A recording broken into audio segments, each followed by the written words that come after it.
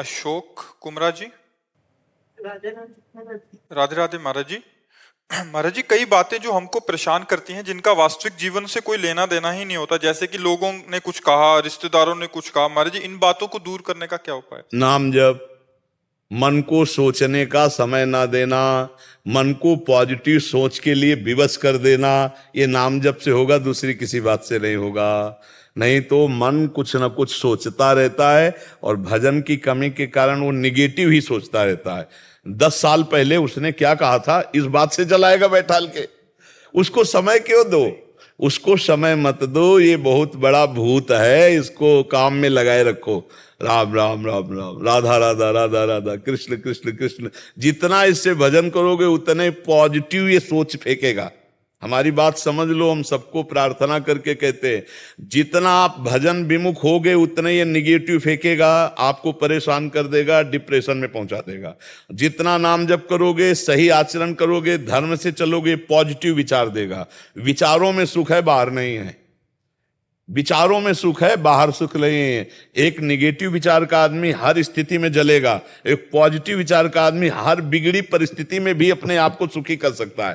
देखो, negative positive हमारे दिमाग का विषय होता है और सुख दुख हमारे दिमाग से उपजता है, बाहर नहीं होता है। 2 ब्राह्मण बैठे थे तो एक भगत ने निमंत्रण दिया, आओ महाराज पंडित जी। दोनों को ले गया, खीर पुआ सब पवाया, 11-11 रुपया दक्षिणा दी। एक निकला मुस्कुराते हुए और एक निकला जलते हुए। तो एक आदमी ने पूछा कि पंडित जी, आप मुस्कुरा रहे हो और आप जलन महसूस हो रही है आपके चेहरे से। तो जो मुस्कुरा रहा था उसने कहा कि यार, आज तो भोजन की भी व्यवस्था का ठिकाना नहीं था, भगवान ने भोजन भी पवाया और 11 रुपया दक्षिणा मिले। दूसरे से कहा, तुम क्यों जल रहे हो? बोले, हमने सोचा था भगत है जोरदार तो 51 रुपया तो देगा, 11 दिया तो 40 का तो घाटा हो गया ना।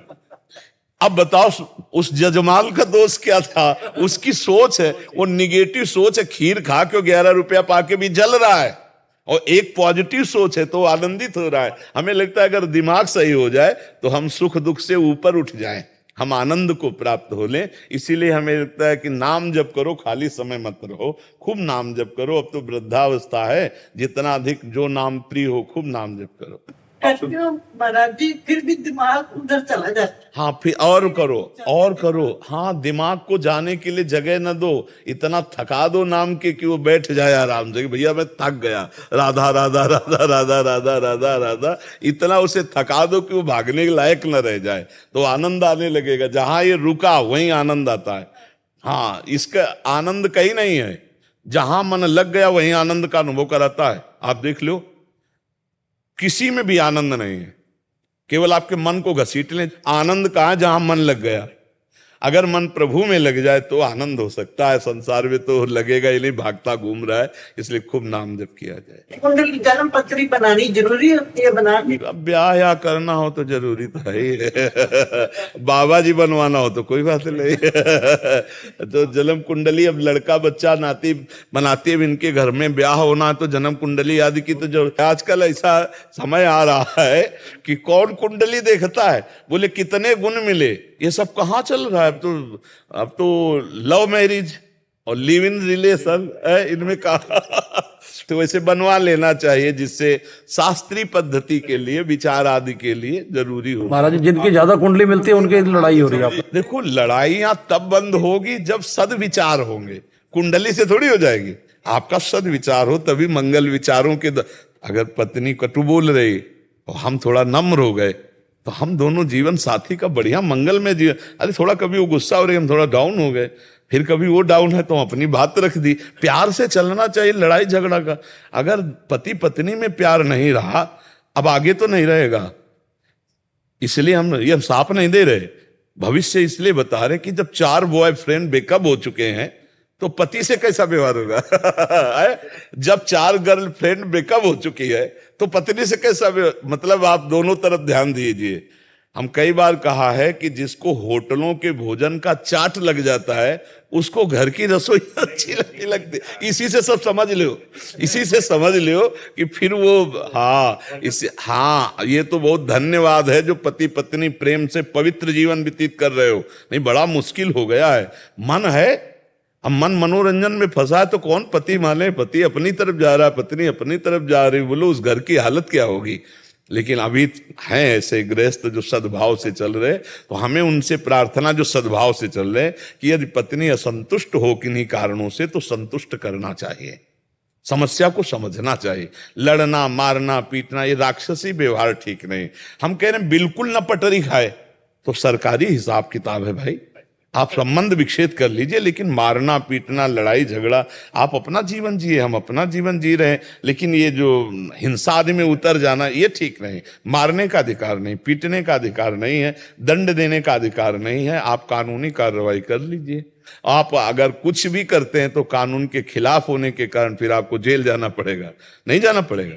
हाँ, इसलिए बहुत सावधानी से चले, क्योंकि आजकल मतलब कानून बहुत जोर के बने, होश में रहना। हाँ, आज का समय ऐसा नहीं है। हाँ, ऐसा बहुत बहुत सावधानी से मना के चलो। मना के चलो और परिवार सज जाएगा। देखो, देवी शक्ति है। अगर हम तो इतना कहते हैं, अगर चरित्र पवित्र है तो हर बात सह लेनी चाहिए।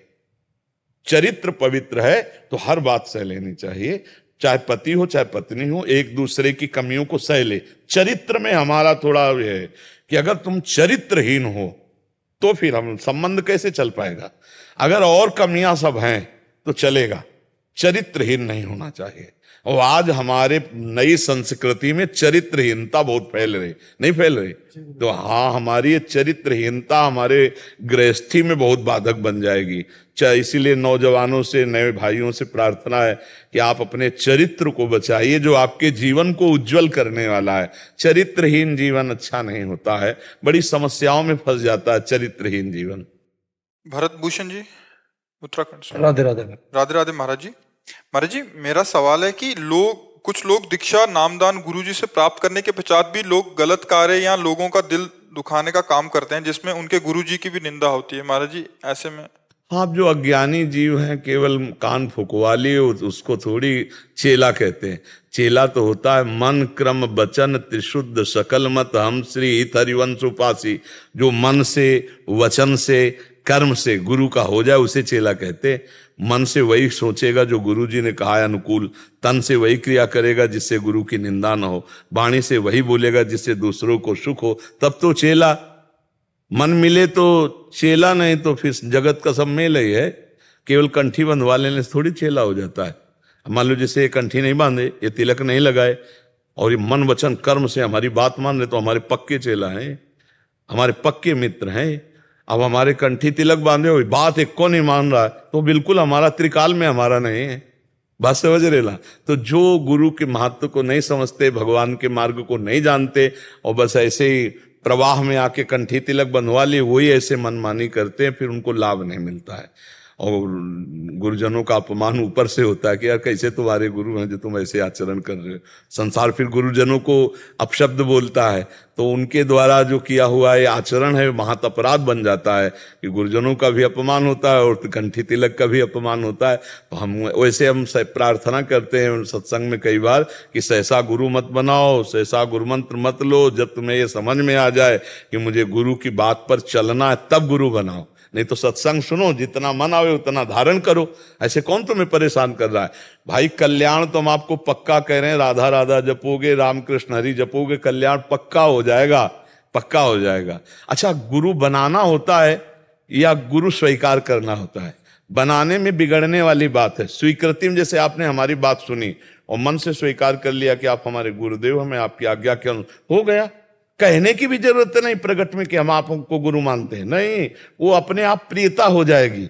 आप देखना, आपके मन के अनुसार जो भावना की जिन संत के प्रति करोगे, उनकी दृष्टि आपके प्रति वही होगी जो आप भावना की हो। मैं आपका बच्चा हूं, मैं आपका शिष्य हूं, तो उनका प्यार आपको मिलेगा।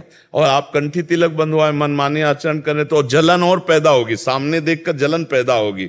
जब धर्म से नहीं चलोगे तो तुम्हारे देखने से हमें संतोष नहीं होगा, जलन पैदा होगी, तो अनर्थ हो जाता है।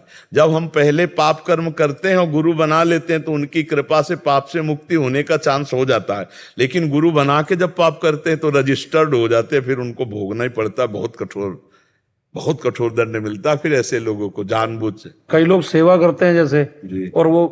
और संगत से गलत व्यवहार करते हैं वैसे, तो उनका, और वो बहुत बड़े उनको पोस्टें मिली होती हैं, कि सबकी सेवा करने की, और वही गलत व्यवहार कर रहे होते हैं कि देखो, एक होता है सेवा का दिखावा करके मान और रुपया घसीटना, दो चीजें होती हैं। हम इसीलिए दो शब्द कहे, एक तो मान प्राप्ति करना और एक रुपया घसीटना। और एक होते हैं जो वास्तविक सेवा करते हैं, वो भूल के गलत नहीं कर सकते, बात समझना। एक जो पोस्टर बैनर और दिखावा करके मान प्राप्ति करना कि हम बहुत बड़े सेवक हैं, दानी हैं दूसरों के समाज के, या फिर रुपया घसीटना, ये तो अलग चीज हो गई। लेकिन एक मन वचन कर्म से दूसरों की सेवा करता है, वो कभी गलत स्वयं नहीं कर सकता। ऐसे तो लाखों में कोई बिरले ही होंगे जो स्वयं सच्चे आचरण करके दूसरों को। तो हमको चाहिए हम अपने आप का सुधार करें, एक एक सुधार करें तो पूरी समाज का सुधार हो जाएगा। अगर हम पूरी समाज की निंदा करेंगे तो हमारा सुधार तो होगा नहीं, समाज का भी नहीं होगा। तो हमारे यहाँ का रूल है, यहाँ के सत्संग का, कि जितने लोग हम सामने बैठे हैं, हम नियम लेके गलत नहीं करेंगे, हम सुधार करें। तो आप सुधर गए, आप सुधर गए, हम सुधर गए, तो थोड़ी समाज तो सुधरी ना। हम लोग क्या करते हैं कि समाज को जैसे सुधारने की बात करें और खुद हम ना सुधरें तो फिर सुधार नहीं होगा और दोष ऊपर से आ जाएगा। क्योंकि हमारे घर में इतना कूड़ा है कि हम अपने घर में झाड़ू पोछा तो लगा नहीं पा रहे पूरा, अब हम दूसरे के घरों की क्या देखें। बात समझ रहे ना? तेरे भावे जो करे भलो बुरो संसार, नारायण तू बैठ के अपनो भवन बुहार। हम सब मिल करके अपने हृदय को ठीक करें तो हम भारत के एक कोने को तो झाड़ू लगा पाए। एक समाज तो सुधरी, 100 सुधरे तो सुधरे ना, 100,000 को सुधार देंगे, 1,000 लाख को सुधार देंगे तो हम लोग सुधरे। हमें चाहिए कि वर्तमान में जितने अपने लोग बैठे, अपने लोग गलत आचरणों के त्याग का संकल्प करें। अपने लोग दंभ पाखंड नाटकबाजी करके दूसरे से धन लेना, सम्मान पाना, ये सब छोड़ें। सच्चाई से, ईमानदारी से सेवा करें, ईमानदारी से हम धन कमाएं, ईमानदारी से परिवार और समाज की सेवा करें, तो अभी हम आनंदित हो जाएंगे। हमें लगता है हम दूसरों के ऊपर दोषारोपण ना करके हम अपने आप का सुधार करें तो बहुत अच्छा रहेगा। क्यों प्रभु जी? शिवम जी सुल्तानपुर अयोध्या से। जय जय श्री श्री हरिवंश महाराज जी, आपके चरणों में कोटि कोटि नमन। गुरुदेव, भक्ति के ठसक एवं भक्ति के अहंकार की सूक्ष्मता को हम जैसे साधारण भक्त कैसे समझें? मन का प्रवाह इंद्रियों के साथ प्रकृति की तरफ होता रहता है। मना कष्टान इंद्रियाणी प्रकृति स्थान कर सती। जब उनका स्वाभाविक परमात्मा की तरफ होने लगे तब समझ ले कि हमारी भक्ति रंग ला रही और ठसक आने लगी। जैसे माँ को माँ कहने के लिए हमें कोई विचार प्रमाण की जरूरत नहीं होती, ऐसे हम प्रभु के हैं। जब ये दृढ़ विश्वास हो जाता है, भक्ति विश्वास से पुष्ट होती है। बिन विश्वास भगति नहीं, ते बिन द्रवहि न राम, राम कृपा बिनु सपन्यू, जीव न लह विश्राम।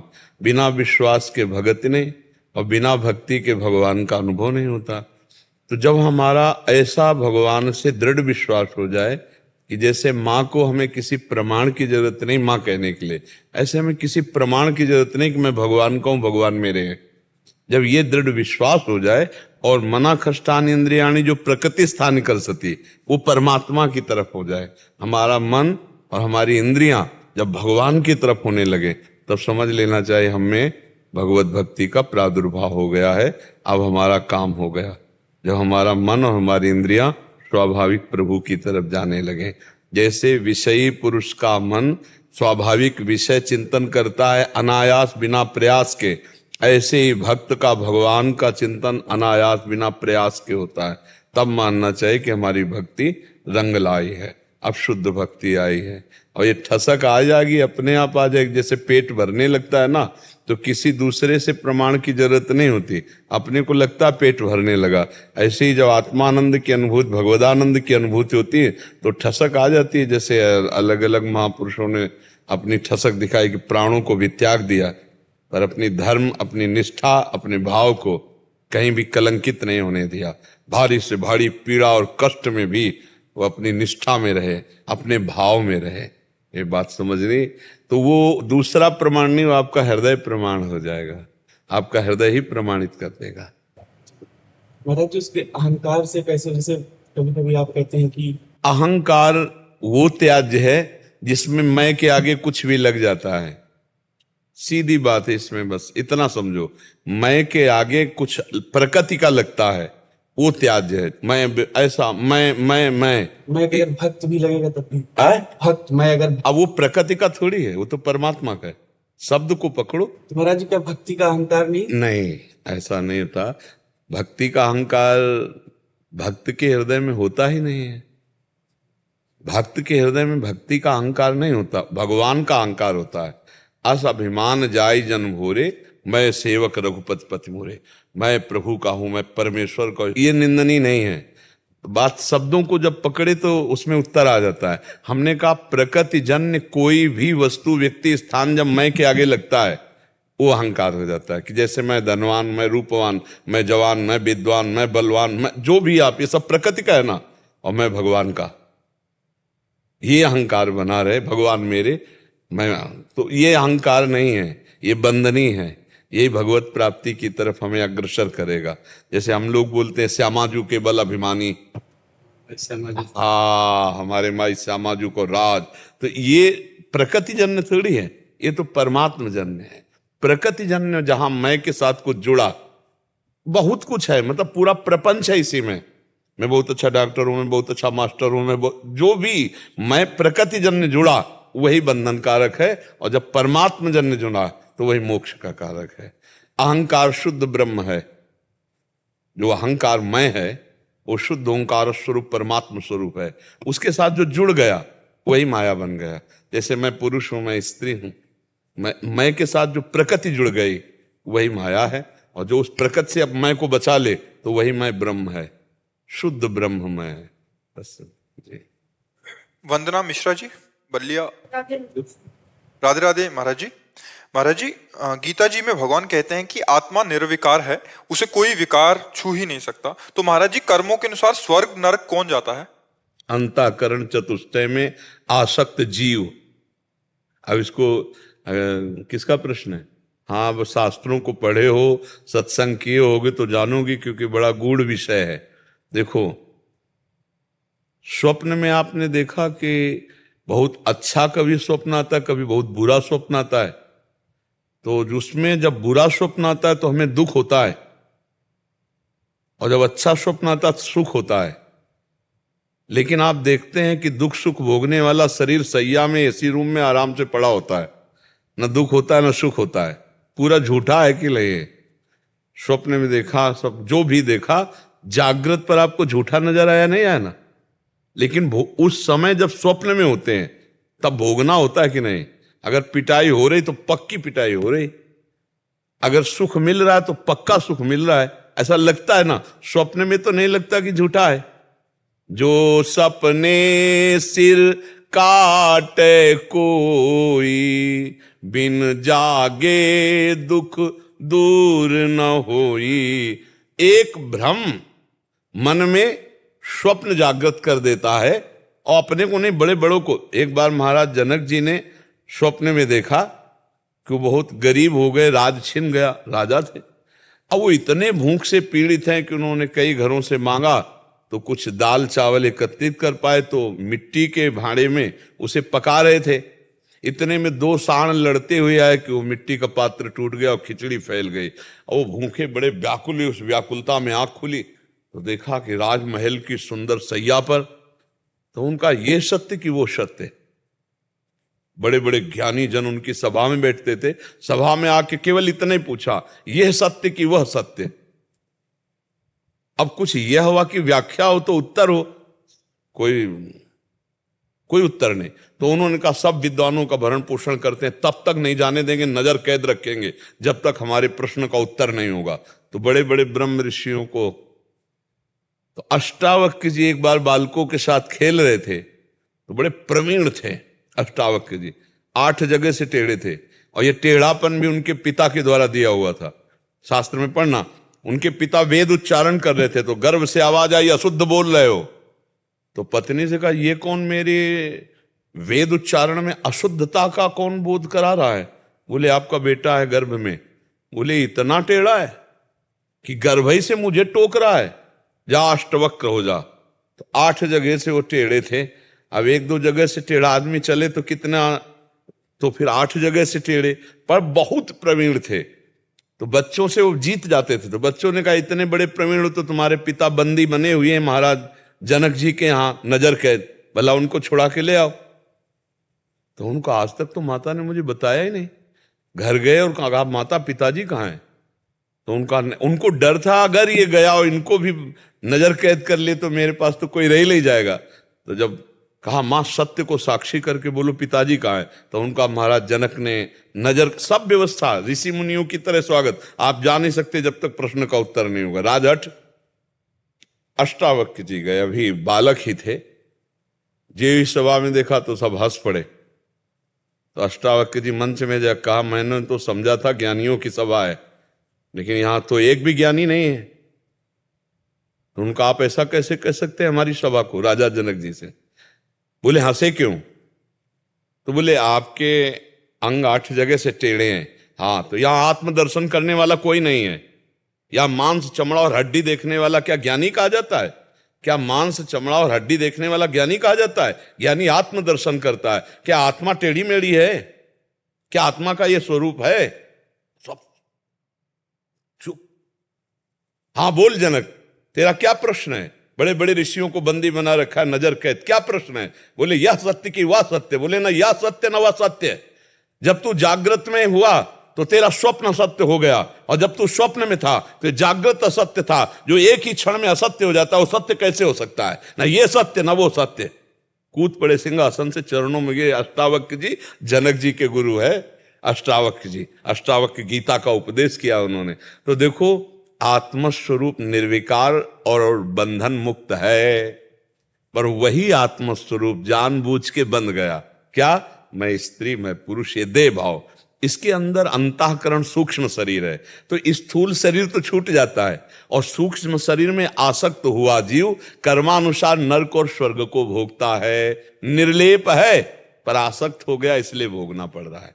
यही बंधन है। यद्यपि मृषा, गोस्वामी तुलसीदास जी करे, पर छूटत कठिन है। आत्मस्वरूप को न कभी बंधन हुआ है न कभी होगा, लेकिन इस शरीर से ममता हो गई। इसके ममता के कारण, अज्ञान के कारण पाप कर्म बन गए, पुण्य कर्म बन गए। अब दोनों को जबरदस्ती ना भोगता होते हुए भी भोगना पड़ेगा। कैसे भोगना पड़ेगा? जैसे स्वप्न में स्थूल शरीर सैया में पड़ा है, पर हमने बुरा स्वप्न देखा, पिटाई हो रही, तो चीख पड़ते हैं लोग। वो ऐसे ही डंडा पड़ता है, बिल्कुल झूठा, ना डंडा, ना मारने वाला, ना वहां मरने वाला, कोई नहीं होता। एक मन केवल होता, सब पूरी सृष्टि मन ने कर ली। ऐसे ही स्वर्ग नरक है। आत्मा को कभी कोई कष्ट न था, न है, न रहेगा, न बांध सकता है, न बंधा है। पर यह ज्ञान तब होगा जब शरीर आसक्ति से रहित हो जाओ, सब कर्मों को विध्वंस कर दो, तब तुम अपने स्वरूप को जान जाओगे। जब अपने स्वरूप को जानोगे तो निर्विकार चिदानंदमय आपका स्वरूप है, और जब तक ये जानोगे नहीं तब तक पिटोगे। अब देखो, बात चाहे जितना करो, ईमानदारी से देखो तो आप अपने को स्त्री मान रहे हैं, आप अपने को पुरुष मान रहे ना, तो फिर आपको भोगना पड़ेगा। जो इस शरीर से कर्म करोगे उनको भोगना पड़ेगा। और अगर आप अपने स्वरूप को जान गए तो अभी जीवन मुक्त हो जाओगे। ये गेम है, गेम, ये खेल है, आपका ही खेल है, आप अपने खेल में फंस गए हो। अगर आप जैसे कह रहे कैसे बंधे? बोले बंधे हो कीर मरकट की नाई। एक मटकी में छुहारे भर दिए गए, उसका मोहरा कमजोर कम। अब दोनों हाथ बंदर ने डाल दिए, छुहारे कस के पकड़ लिए। अब वो सोचता है कि मुझे किसी ने पकड़ लिया। अब वो घंटों कोशिश करता है छुड़ाने की, लेकिन छुहारा छोड़ने की कोशिश नहीं करता। अगर वो छुहारे छोड़ दे तो मुक्त है। ऐसे ही 5 ज्ञानेंद्रियों से भोगों में हम लिप्त है। हम समझते मुझे किसी ने पकड़ रखा है, अब मैं बंध गया, अब पीटना पड़ेगा।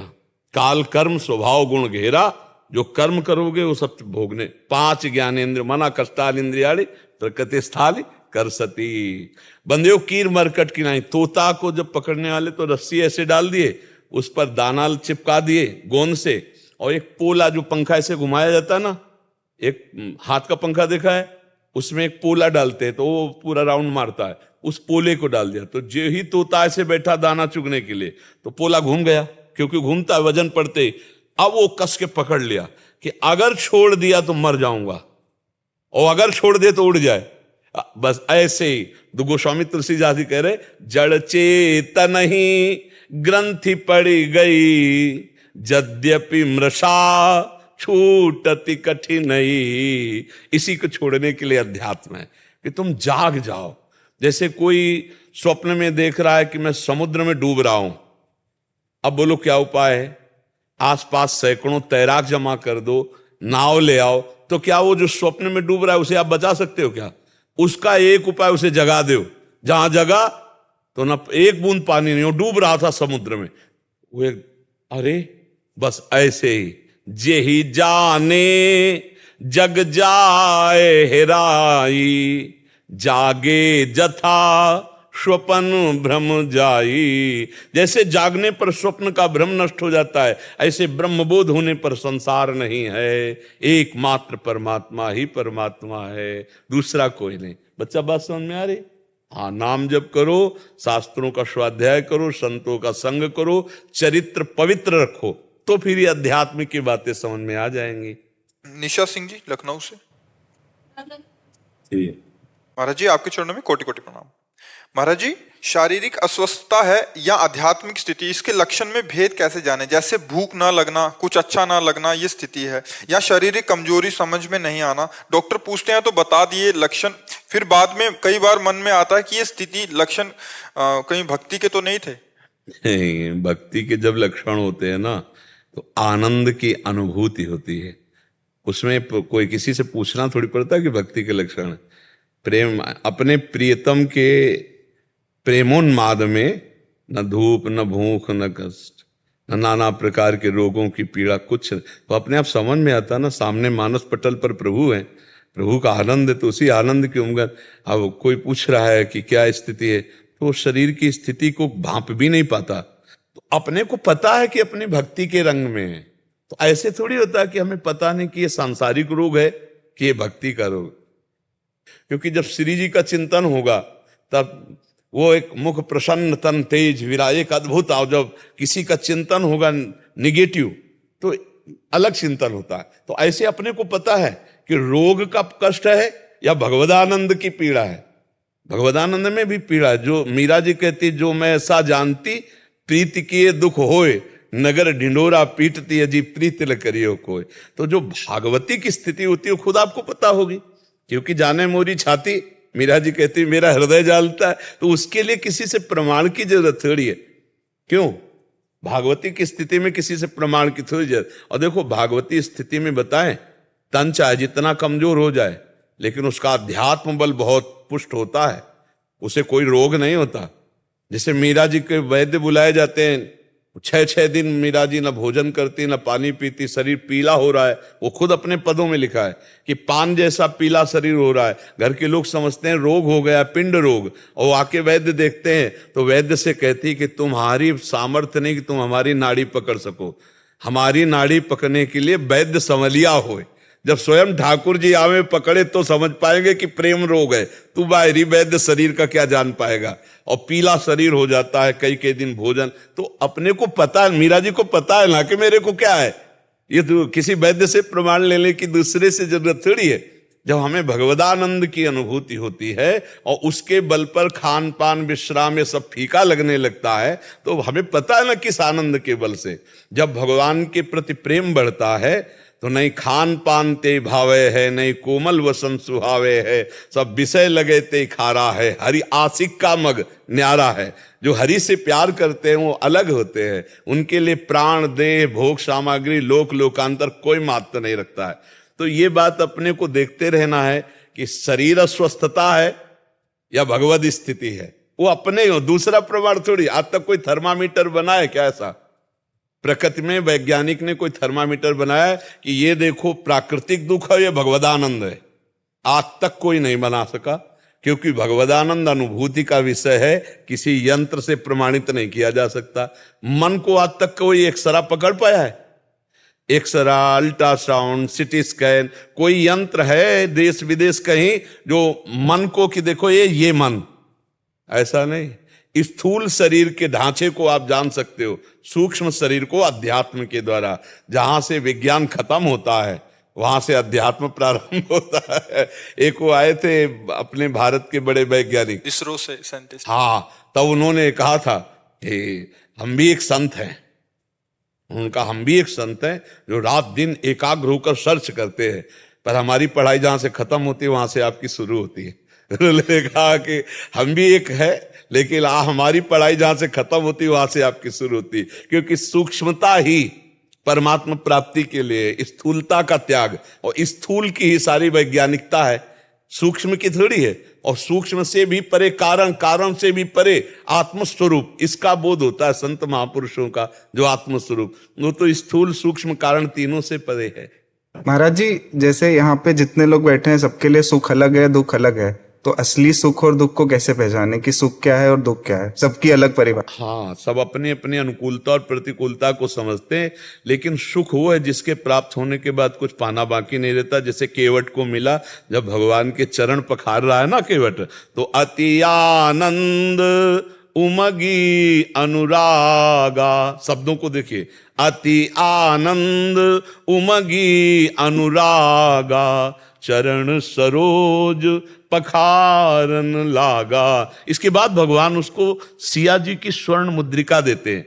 तो क्या कह रहा है? अब कछुनाथ ना चाही मोरे, दीन दयाल अनुग्रह तोरे, बहुत काल में कीन मंजूरी, आज दीन सब विधि भल पूरी। बहुत जन्म हो गए भटकते भटकते, मंजूरी करते, मालिक आज आपके चरण आ, ये सुख है। भगवदानंद जब मिलता है तब तृप्त हो जाता है, कोई चाह नहीं रह जाती।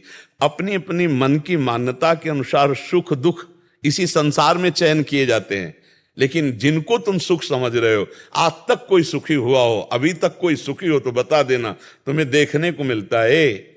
इसलिए भाई, सुख दुख की परिभाषा ये जो मानी हुई है, ये दुख ही है। जिसे तुम सुख समझते हो, ये सुख नहीं, सुख की छाया है, समझ पड़ती नहीं है, मेरे गिरधर की माया है। सुख तो भगवान में है, सुख तो सच्चिदानंद भगवान में है। खाली आदमी रहे तो भी नाम जपते रहो, और क्या, कहीं भी रहो चाहे। ठाड़े बैठे परे उताना, कबीर का हम राय ठिकाना। खड़े हैं, बैठे हैं, अपवित्र हैं, अपवित्र हैं, कैसे भी हैं, नाम हर समय जपते रहो, नाम न छोड़ो, चाहे शौचालय में क्यों ना बैठे हो। अगर वहीं दिल फेल हो गया तो ये तो मृत्यु थोड़ी सोचेगी कि सोच लो, नहा धो लो, फिर हम तुम्हें आ रहे। मृत्यु का तो ऐसा खेल है कि आर्डर हुआ, सामने भोजन आया और ऐसे किया और ऐसे नहीं कर पाए, गए। तो इसलिए हर समय राधा राधा राधा, उठते बैठते चलते फिरते खाते पीते हर समय राधा राधा। सुरेंद्र कुमार जी, गुरुदेव आपके चरणों में कोटि कोटि प्रणाम। गुरुजी, पहले मैं शराब, मीट, अंडा, तंबाकू का सेवन करता था, तब से मेरी जिंदगी बहुत आराम से व्यतीत होती थी। जब से मैंने आपका सत्संग सुना, मैंने सब नशे छोड़ दिए, भजन करने लगा, तब से थोड़ा सा कष्ट होने लग गया है।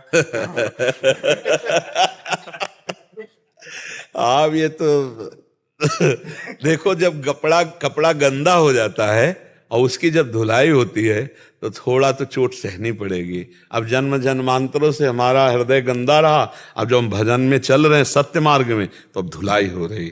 थोड़ा चुप रहो, थोड़ा उसे शांति से सह जाओ, आगे मंगल होगा। गंदे आचरण करने से सुख की प्राप्ति नहीं होती, केवल ऐसा लगता है। शराब पीने से, मांस खाने से, पराई माता बहनों की तरफ गंदी दृष्टि करने से कहीं सुख मिल सकता है क्या? इतना बड़ा प्रतापी रावण जो भगवान शंकर की आराधना करता था, इतना बलवान था, देखो गंदे आचरण के कारण ही नष्ट हो गया। रहा न को कुल रोवन हारा। तो थोड़ा धर्म से चलने पर कष्ट तो हम मानते हैं आएंगे, क्योंकि जैसे दाग लग गया है, अब उसे छुटाना है तो रगड़ना पड़ेगा, उसको पटक पटक के कपड़ा धोना पड़ेगा, तो थोड़ी पटकन तो लगेगी, लेकिन निर्मल हो जाओगे, आनंदित हो जाओगे। हमारे बहुत जन्मों के पाप जमा हैं, इस जन्म के भी पाप हैं, लेकिन हम आपको धन्यवाद देते हैं कि आप इस जन्म की गलतियों को छोड़कर अब सच्चाई से चल रहे हो। तो ऊबना नहीं। देखो, गलत कर्म का फल मिलता है, तो क्या ये अच्छे कर्म का फल नहीं मिलेगा? आप सोचो, ये तुम्हारी नई खेती है, वो पुरानी खेती है। अब जो चल रहे हो, इसका फल नहीं है दुख, इसका फल है सुख। लेकिन जो बोया है उसका फल है दुख, वो आपको काटना पड़ेगा। ये पुरानी फसल है, इसको काट लीजिए। जो अभी फसल डाली है ये जब रंग लाएगी तो आनंदित हो जाओगे, बहुत सुखी हो जाओगे। हमारी बात मान लो, नई फसल को पुरानी से मत जोड़ो। अंदर जलता है जब मुझे कोई, तभी तो सोना जब जलाया जाता है तभी उसका दोष नष्ट होता है, तभी वो चमकता है। तो ये जलन मन को हो रही, जिस मन ने गलत किया है, तुम्हें नहीं हो रही। और इसी को जो सह गया, भगवान श्री कृष्ण चंद्रजू गीता में कहते हैं, यम ही न व्यथ्यंते ते पुरुषम पुरुषर सब सम दुखा सुखाधीरम सोमृतत्वाय कल्पते। व्यथा माने जलन, जो हृदय की जलन को सह गया और सुख दुख को समान भाव से, वही परम पद का अधिकारी हो गया। तो जलन हो रही तो भगवान की कृपा हो रही, चुपचाप सह जाओ। जितना मटकी आवे में रखकर पकाई जाती है उतना ही बढ़िया वो पानी रखने लायक होती है। कच्ची मटकी में एक बूंद पानी डाल दो, वहीं से छेद हो जाएगा। सूर्य के ताप से तपाने पर भी वो पानी रखने लायक नहीं होती। कच्ची मटकी जब आवे पे रखी जाती है तब होती है। ऐसे एक कांच है, ऐसे कंकड़ मारो टूट जाएगा, और एक कांच है गोली मारो तो नहीं टूटेगा। उसे बुलेट प्रूफ कहते हैं। कैसे गरम ठंडा गरम ठंडा गरम ठंडा करके बुलेट प्रूफ बना दिया गया। उसको ऐसे प्रोसेस में डाला गया कि कांच तो वो भी है, गोली को सह जाएगा। तो अब तुम सही मार्ग पे चल रहे हो, तो अब तुम्हारे अंदर प्रोसेस शुरू हुआ तुम्हें मजबूत करने का। को मन से गुरु मान लिया है। गुरु तो भगवान है, मनुष्य कभी गुरु नहीं हो सकता। हाँ, हम अपने को जानते हो क्या समझते हैं? पोस्टमैन का काम क्या है? मालिक की वस्तु आप तक पहुंचा दे, आपकी बात मालिक तक पहुंचे। सरकारी, आप भगवान की बात आपको बता दी और आपकी बात भगवान को बता दी कि जीव है, करुणा करो। हम पोस्टमैन का काम, और हमको मिलती भगवान की कृपा, भगवान की भक्ति, भगवान का दुलार। जैसे आप 50 लोग भगवान नाम कीर्तन कर रहे हो तो हमारे हृदय में बड़ी शीतलता। आप जो भजन करते हो ना, उससे हमको भी आनंद मिलता है। जैसे आप गलत रास्ते में चल रहे तो देख के हमारे जलन होगी, यार मेरा भारतवासी, मेरे धर्म में चलने वाला एक कैसे गलत आचरण। और जब आप जैसे सब छोड़े तो हमने कहा नहीं धन्यवाद आपको। किस बात का धन्यवाद? जैसे बच्चा दूध पी लेना तो माँ कहती है धन्यवाद, बहुत सुंदर मेरा बच्चे ने दूध पी ले। तो दूध पीने से स्वस्थ तो वही होगा, लेकिन सुख माँ को हुआ। ऐसे संत महात्मा गुरुदेव, इनको सुख होता है जब समाज भगवत मार्ग में चलती है, आनंद के मार्ग में चलती है। खूब धैर्य पूर्वक चलो, विचलित मत होना। आदित्य भारद्वाज जी, राधे राधे महाराज जी। महाराज जी, जीवन में तनाव होने का मूल कारण क्या है? उसे पहचानना कैसे? अज्ञान, भ्रम।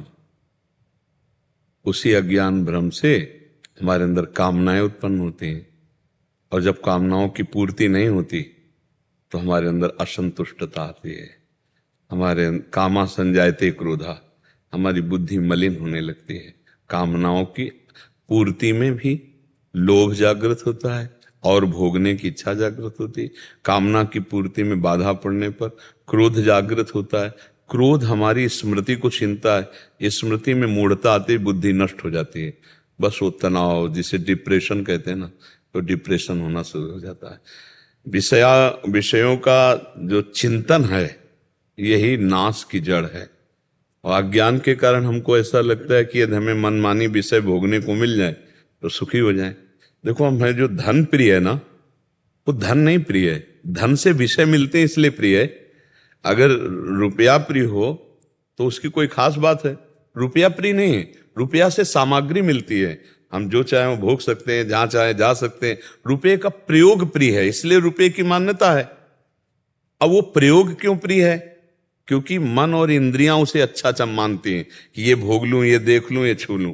तो मन और इंद्रियां जिनके पास ये सब भोग हैं, उनके क्यों नहीं तृप्त हो गए? मान लो अपने पास तो है नहीं, लेकिन वो चीज किसी के पास है, वो क्यों नहीं तृप्त हो गया? तो इसका मतलब है कि हमको ड्रामे में फंसाया गया, अज्ञान में फंसाया जा रहा है। बार बार भोगो, बार बार देखो। इस संसार का सबसे बड़ा सुख कहाँ निहित किया गया है? निहित माने स्थापित किया गया है। आप दिमाग में अपने ढूंढो, दिमाग में ढूंढ के जब आओगे तो इंद्रिय भोग केवल सबसे बड़ा सुख है। आप देख लो, सब अपने दिमाग में देखो।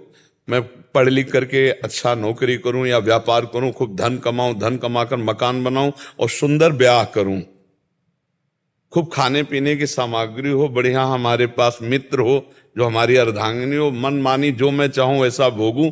लेकिन ये सब है किसी के पास जैसा तुम सोच रहे हो, इससे भी अच्छा है किसी के पास, लेकिन वो भी तृप्त नहीं है। विडंबना है कि जिस शरीर को देखकर तुम चाहते हो ऐसा हो तो मैं सुखी हो जाऊं, उसी को कोई भोग रहा है और वो उधर से निरपेक्ष वो किसी तीसरे की तरफ देख रहा है, और वो तीसरा जिसके ऊपर वो चौथे की तरफ देख रहा है। ये है क्या? बड़ा सूक्ष्म विषय है। अगर इसको देखा जाए तो ये है क्या? बोले अज्ञान। ये सब का मूल जड़ अज्ञान है, जिसमें हम फंस रहे हैं, जिसमें हमारे को अब निकलना होगा। वो निकलने के लिए अध्यात्म है, अध्यात्म ही निकाल सकता है, अन्यथा बहुत बुरी तरह से अपने लोग दलदल में फंस गए। दलदल में नहीं, मन डरता है। अगर छोड़ने की बात सोच लो तो मन भयभीत हो जाता है, ऐसा लगता है फिर संसार में रह क्या गया। अब देखो, हम लोग जो बात जानते हैं वो तुम्हारे मन से मन मिला के जानते हैं। जैसे थोड़ी देर के लिए हमने आपसे मन मिला दिया, अब आपके मन में जो चल रहा है वो हमारे, तो तुम्हें लगेगा ये तो मेरे मन की बात बता रहे, वो सारी सृष्टि के मन की बात है। अगर आपसे कहा जाए कि ये झूठा है, आप इसे छोड़ दो, तो छोड़ने की बात सोचने मात्र से लगता फिर तो हम मर गए, जीवन है किस काम का। इसी में पूरा जीवन निकल जाता है और उसे विश्राम नहीं मिल पाता है। हम कह रहे हैं भोगो, लेकिन धर्म पूर्वक भोगो।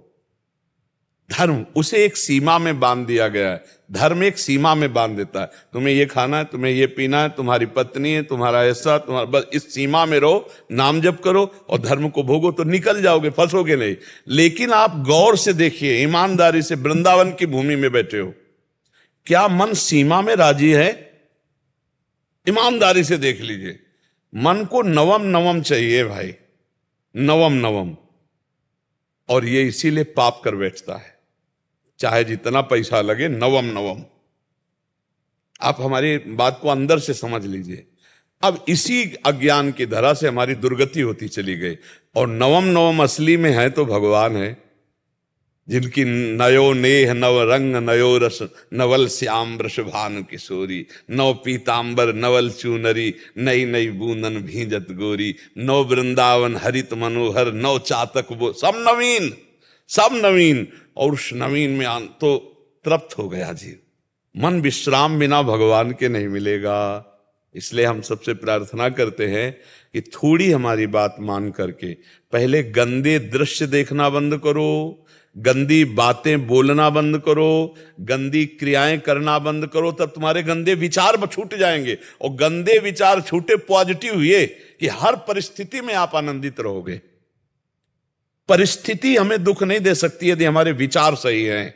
जिसे सुख चाहिए उसे कष्ट होता है, और जो सुख में स्थित है उसको कष्ट क्या पहुंचाए। थोड़ी सी दवा इतनी सुन्न वाली कष्ट को नहीं होने देती, और चित्त भगवान में जोड़ दो, कष्ट होगा। बड़े से बड़े कष्ट को हंस के सहा जाता है। तो बच्चा डिप्रेशन क्यों, दिमाग में भार क्यों? क्योंकि वो अहंकारी अज्ञानी जीव भगवान से परिचय नहीं प्राप्त किया, अध्यात्म को नहीं जाना, इसलिए दुखी हो रहे। नहीं बोलो चिंतन की क्या परेशानी है, तुम्हारा दिमाग स्वस्थ हो, शरीर स्वस्थ हो तो कोई फर्क नहीं। भगवान का भरोसा, अध्यात्म बल जब तक जागृत नहीं होगा तब तक विश्राम नहीं मिलना किसी को। क्यों चिंता करते हो? अगर आप चिंतन करने लगो, नाम जप करने लगो, सत्शास्त्रों का स्वाध्याय करो, माता पिता बड़े बूढ़ों की सेवा करो, समाज को सुख पहुंचाओ, अभी आप प्रसन्न होने लगोगे। अब इतना सोच सोचकर अपने सुख के विषय में, हम आज सत्संग में कहते सबसे ज्यादा जीव परेशान है ओवर थिंकिंग। परेशानी सबसे ज्यादा है, सामने भोजन रखा है, खाकर उसका आनंद नहीं ले रहा, परसों क्या होगा, कल क्या होगा, आज जो अभी इसका स्वाद तो ले, इसका तो वो तो गया है, वो तो परसों के लिए वो परेशान है, ओवर थिंकिंग में परेशान है। हम कह रहे हैं जिसने आज संवारा है वो कल भी संवारेगा, वो परसों, पर उससे तुम्हारा अपनापन नहीं, परिचय नहीं, इसीलिए तुम परेशान हो रहे हो। राधा राधा राधा राधा राधा राधा राधा राधा